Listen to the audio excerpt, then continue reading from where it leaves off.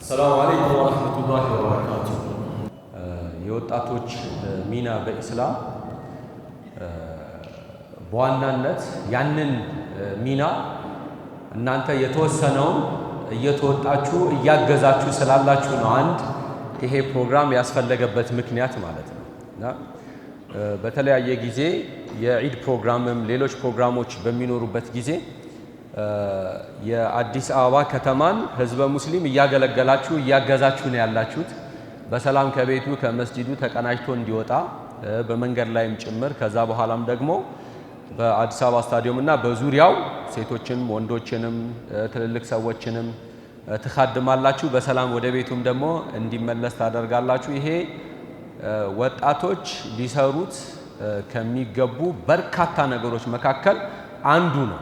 እንደዚህ አይነት ፕሮግራሞችን ማስተናገድና ሰዎችን መኻደም አላህ ሱብሓነሁ ወተዓላ ዘንድ ትልቅ የሆነ ምንዳ የሚያስገኝ ነገር ነው።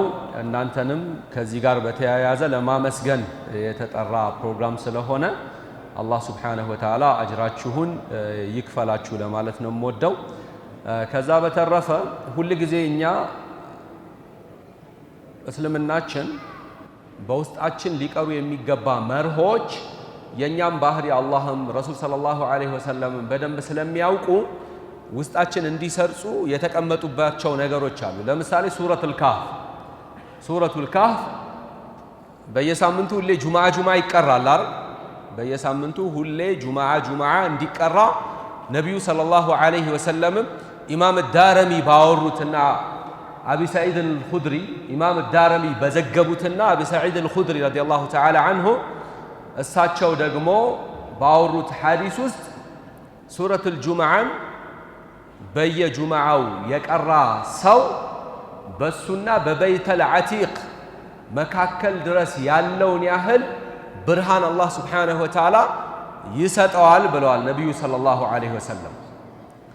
የሱረቱል ካህፍ የመጀመሪያ 10 አያዎችን ጁምዓ ሁሌ የሚቀራ ሰው ከደጃል ፊትና አላህ ሱብሓነሁ ወተዓላ ይጠብቀዋል ብለዋል ነቢዩ ሰለላሁ ዐለይሂ ወሰለም። ሱረቱል ካህፍ ውስጥ የተጠቀሱ 4 ቂሳዎች አሉ። የመጀመሪያው የአስሃብል ካህፍ ቂሳ ነው። ከዛ ቀጥሎ ደግሞ የእርሻ ቦታ ያለውና ሀብታም ብዙ ልጆች አላህ የሰጠው ሰውና አንድ ደሃ ሰው የሱ ቂሳ ነው። ሶስተኛው ደግሞ ከምዕራብ እስከ ምስራቅ ድረስ ዓለምን ሲገዛ የነበረው የታላቁ ንጉስ የዙል ቀርነይን ቂሳን እዛ ውስጥ እናገኛለን ማለት ነው። ሌላ አራተኛው ቂሳ ምንድነው? ሱረቱል ካህፍ ውስጥ የተጠቀሰ የሙሳና የኸድር ቂሳ ማለት ነው። እነዚህ ቂሳዎችን ሁሉ ጊዜ እናነባቸዋለን ቁርአን ውስጥ ምን እንላለን፣ ግን ዝም ብለን ነው የምናልፈው። ከዚህ ትምህርት የምንወስደው ነገር ምንድነው? በየጁምዓው ደግሞ ለምን ቅሩ ተባለ የሚለው ነገር በጣም የሚገርም ነው። አራቱንም ቂሳዎች ካያችኋቸው በጥልቀት ከመረመራችሁ ተፍሲሮችንም ትርጉማቸውንም ካነበባችሁ የሚያስተላልፉልን መልእክት ምንድነው? ሐረካ ነው። ስለ እንቅስቃሴ ስለ ለውጥ ነው የሚያወሩት። እነዚህ ቂሳዎች የሚያወሩት ስለ ምንድነው? ስለ ለውጥ፣ ስለ እንቅስቃሴ። የነቢዩላህ ኸድር ከሙሳ ጋር ያለውን ካያችሁ ሙሳ አለይሂ ሰላም በእውቀት የመጨረሻውን ደርሻለሁ ብሎ ሲያስብ ቆይ አላቸው አላህ ሱብሓነሁ ወተዓላ። ስለዚህ ወደ ኸድር ሂድ። ምን ፍለጋ? እውቀትን ፍለጋ ማለት ነው። እንቅስቃሴ የሚያሳይ አንድ ቦታ ላይ መቆም የለብንም ነው፣ መንቀሳቀስ አለብን። ለውጥ ለማምጣት ትግል ያስፈልጋል። ለውጥ ለማምጣት በሀብትም በገንዘብም በስልጣንም የትም ደረጃ ላይ ደርሻለሁ ብትል መቆም የለብህም፣ መትጋት አለብህ። የዙል ቀርነይንን ቂሳ እንመልከት። ከምስራቅ እስከ ምዕራብ ያለውን ዓለም እንዲገዛ አላህ አድርጎታል። ግን ይሄንን ስላደረገው አላህ ይሄንን ትልቅ ነገር ስለሰጠው ቁጭ አላለ። ተነስቶ ያንን ግዛት ዓለሙን ይጎበኛል፣ ይሄዳል፣ የሰዎችን ችግር ይጠይቃል፣ ይቀርፋል። ኢኮኖሚያዊ ችግር ካለባቸው ይቀርፋል። በደል የሚደርስባቸው ከሆነ ያንን በደል ይቀርፋል። ያ በደል ከሱ አቅም በላይ ከሆነ ህዝቡን ያስተባብርና ያንን ችግር ይፈታል ማለት ነው። ልክ ያእጁጅና ማእጁጅ አንድ አካባቢ ላይ እሱ ያንን ግዛቱን ወታደሮችን ይዞ እየጎበኘ ባለበት ሰዓት ኢነ ያእጁጀ ወማእጁጀ ሙፍሲዱነ ፊል አርድ ምድርን እያበላሹ ነው ያሉት ልንኖር አልቻልንም ሲሉ ትቶላቸው መክሯቸው አልሄደም። ምን አደረገ? እነዚህ ሰው ያእጁጅና ማእጁጅ ህዝቡን የሚያጠቁበት የነበረውን አቅጣጫ በግንብ ገንብቶ ወደዚህ እንዳይመጡ አደረገ። ማለት ምንድነው? እንቅስቃሴ ነው ያለው እዛ ውስጥ የምናየው ማለት ነው። የገበሬው ብዙ ልጆች የሚያምር ነገር ያለው ሰው እና የጓደኛውም ደግሞ ታሪክ ስናይ እንቅስቃሴን ነው የሚያሳየው። ያኛው ጓደኛው አላህ Subhanahu Wa Ta'ala ሰፊ የሆነ ሀብት ባይሰጠው ከአላህ ጋር ያለው ቁርኝነት ግን ምንድን ነበረ? እጅግ በጣም የጠነከረ በአላህ ዘንድ ያለው ኢማን ጠንካራ ነበር። ይህንኛው ግን ሐረካው እንቅስቃሴው የተበላሸ ያደረገው በራሱ ብዙ የአትክልት ቦታዎች አሉት። አላህ Subhanahu Wa Ta'ala ልጆችም ሰጥቶታል። ግን ይህንን ዱንያውን ተማምኖ ማለት ነው አላህን Subhanahu Wa Ta'ala ምን አለ? ካደ ማለት ነው። ሲክድ አላህ Subhanahu Wa Ta'ala ገንዘብ እንደማይጠቅም እንዴት እንዳደረገው እንመለከታለን ማለት ነው። ሱረቱል ካህፍ በውስጡ የሚነግረን ትልቁ ነገር ምንድነው ብለናል?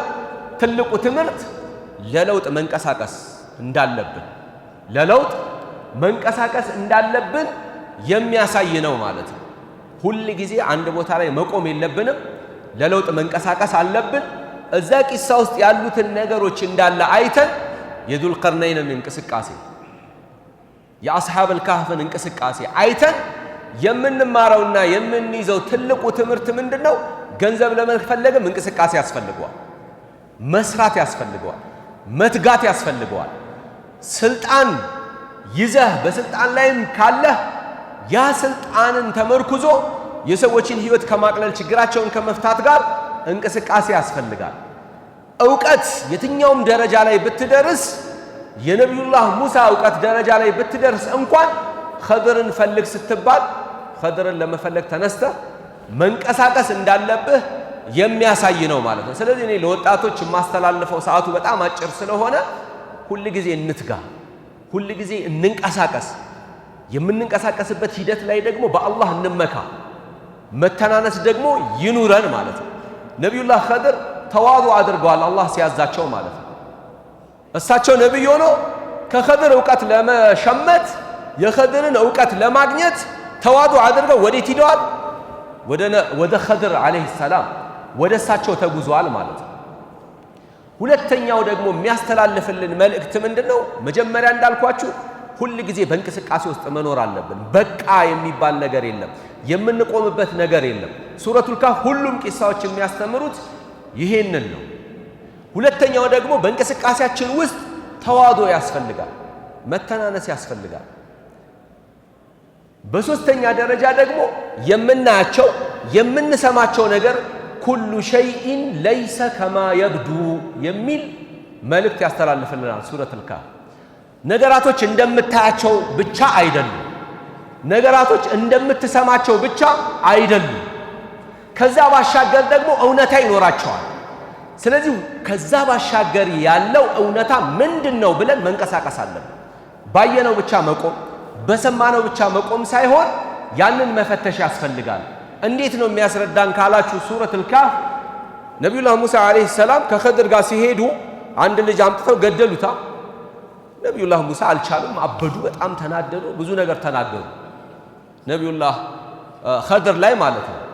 ከዚያ በኋላ መንገድ እየሄዱ እያለ ሰፊና መርከብ ተሳፍረው ሄዱ። የተሳፈሩበትን መርከብ ግን አንካሳቸውን አውጥተው ምን አሉት? ቀደዱት። ይሄ በቃ አንገት ለአንገት የሚያስተናንቅ ከባድ ጥፋት ነው አይደል? እያጠፋ ያለው ሰው ደግሞ ያስተምርሃል ተብሎ ነብይ ወደሱ የተላከ ነው። ነብዩላህ ሙሳ ነብዩ ነው፣ ከኔ በላይ ዕውቀት ያለው ሰው የለም ብለው ቆይ እስኪ ትንሽ ተረጋጋ ብሎ አላህ ሲልካቸው እብድ ሰው ጋር የተላኩን የመሰላቸው። አንዴ ሰፊና ይቀዳል፣ አንዴ ልጅ አንገት ይቀነጥሳል። ከዚያ በኋላ ደግሞ ሄደው የሆነ መንደር ውስጥ ገብተው ምግብ ሲጠይቁ አልሰጥም አሏቸው። የዛው የመንደርተኛ ሰዎች መካከል ሊፈርስ የደረሰ ቤት ሲያዩ ልጃቸው የሚያገለግላቸውን ጠርተው ቤቱን አቁመው በማገሩን አስተካክለው ቋሚውን ምን ብለው ጣራውን አስተካክለው ሄዱ ማለት ነው። አሁንም ተቃወሙ። መጀመሪያ ግን ነግሯቸው ነበር አይደል ነብዩላህ ሙሳ እንዳትቃወም የምሰራውን ነገር ግን አልቻሉ። ስለዚህ ኩሉ ሸይء ليس كما يبدو ሁሉ ነገር እንደምታየው እንደምትሰማው አይደለም። ያየኸውንም ማጣራት አለብህ። የሰማኸውንም የበለጠ ምን ማለት አለብህ ማጣራት አለብህ። የኢስላም መርህም ፈተበየኑ ነው አጣሩ የሚል። ስለዚህ ነብዩላህ ሙሳ እቺን ነገር ያዙና ጉዳዩን በጣም ሰብር ያሳጣቸው ቢሆንም መጨረሻ ላይ በዝርዝር ለምን እንዳደረጉት ሲነግሯቸው ያን ነገር ተቀበሉት ማለት ነው። ስለዚህ በተለይ ወጣቶች የፌስቡክ ትውልድ የቲክቶክ ትውልድ ወላሂ አላህ Subhanahu Wa Ta'ala እያንዳንዱ የምንጽፋትን ነገር ፌስቡክም ምንም ሳይመጣ ጽፎታል። የምንናገረውን ነገር መላእክቶች ይጽፋሉ ከግራና ከቀኝ። አሁን ደግሞ እኛም ራሱ በዱንያ የሚመሰከርብንን ነገር የሰው ስም ማጥፋት እውነት ያልሆነ ነገር ማስተላለፍ በቲክቶክ በፌስቡክ ምንም ሳናጣራ እያደረግን ያለ ነው አይደለም። እዚያ ላይ በደንብ መጠንቀቅ አለብን ማለት ነው። ልክ በኋላ ነብዩላህ ኸድር ያደረጉትን ነገር ለምን እንዳደረጉ በቁርአን ውስጥ ሲጠቅሱላቸው ነብዩላህ ሙሳ አለይሂ ሰላም ምን አሉ? ትክክል እንደነበረ አምነው ተቀበሉ ማለት ነው። ስለዚህ እናንተ እንደ ወጣት ትልቅ ስራ እየሰራችሁ ነው ያላችሁት። እኛ ስታዲየም ማስተናገድ የጀመርነው መጅሊስ ገብተን አይደለም። መጅሊስ ሳንገባ የማይቀበለን መጅሊስ እያለ አስተዳደሩ ድረስ እየመጣን አስፈቅደናቸው ስታዲየም ስናስተናግድ ነበር አይደለም። አሁንም ደግሞ ያንን እያደረግነው ይሄ ትልቅ ስራ ነው። ትልቅ ክፍተትን መምላት ነው። አላህ Subhanahu Wa Ta'ala አጅራችሁን ምንዳችሁን አላህ Subhanahu Wa Ta'ala ይመንዳችሁ።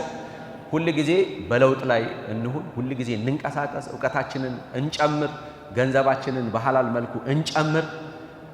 የምናየውን የምንሰማውን ነገር ዝም ብለን እንዳየንና እንደሰማን አናስፋፋ፣ እናጣራ። በመካከላችን ፍቅር፣ አንድነት፣ መተሳሰብ፣ መጠያየቅ ይሄን ለምን አረከው ይሄንን ለምን አደረከው ምክንያቱ ምንድነው እየተባባልን እርስ በርሳችን መነጋገር ይገባናል። ይሄ ካደረግን ትልቅ የወጣትነት ሚናችንን እንወጣለን። አላህ በሰማነው የምንጠቀም ያደርገን። ሰላም አለይኩም ወራህመቱላሂ ወበረካቱ።